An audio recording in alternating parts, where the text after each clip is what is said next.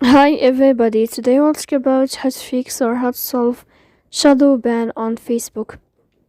To know how to fix or how to solve Shadowban on Facebook app, you should just go to settings.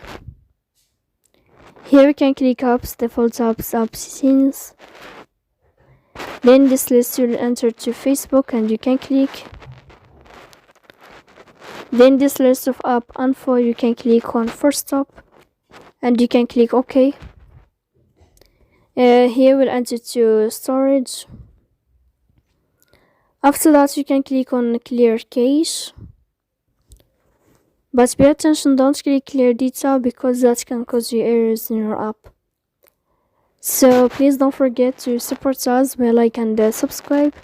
See you next time in another video, and thank you for your attention and your watching.